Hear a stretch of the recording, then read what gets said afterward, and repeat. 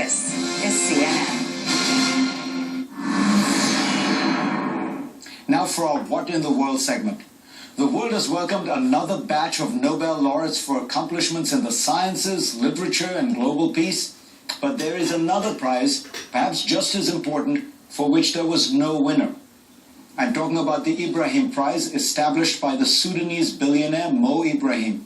The criteria for winning are listed publicly on the prize website. You need to be a democratically elected African head of state who has left office in the last 3 years and demonstrated excellent leadership. If you meet the criteria, you get a $5 million award plus an annual pension of $200,000 that kicks in after a decade. The point, of course, is to provide a financial incentive for African leaders to shun corruption. And yet, for the fourth time in its 7-year history, the awards committee was unable to find a winner from any of Africa's 50-plus countries. Bravo to the Ibrahim Prize for holding high standards, even if that means no grand ceremony. So what happened? Well, for starters, presidents and prime ministers need to actually step down. Africa's leaders are locked in a marathon to see who can reign longest. The leaders of Equatorial Guinea and Angola have been in power for 34 years.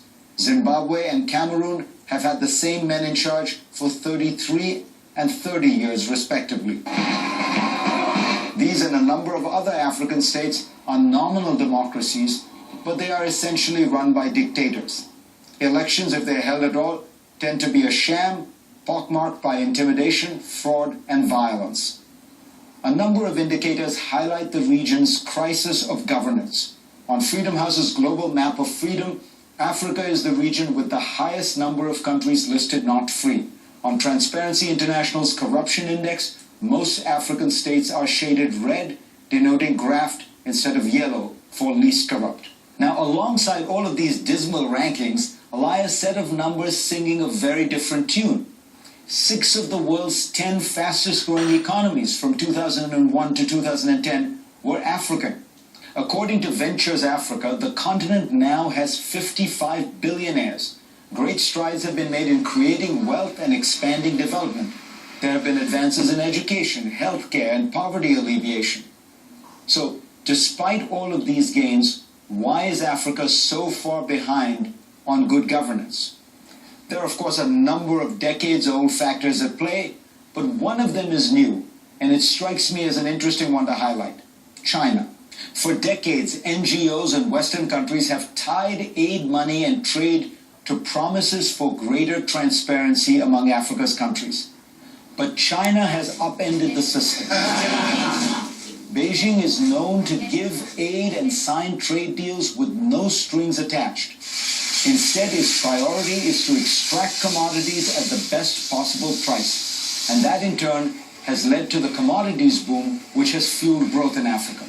According to a New York University study, trade between China and Africa has risen from $10 billion in 2000 to $166 billion in 2011, a 16-fold increase.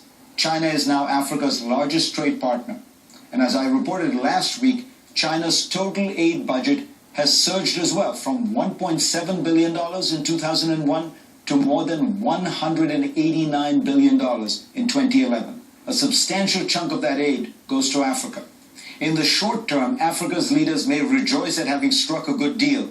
They no longer need to listen to Western criticism because China and other countries like Brazil and India are willing to trade no strings attached. But Africa's dictators should beware. All they need to do is look north to the Arab world, and they will see what happens when leaders suppress freedom and stick around too long. Meanwhile, Africa's young population, and it is huge, is getting smarter, more connected, and perhaps more likely eventually to rebel against repression. Up next,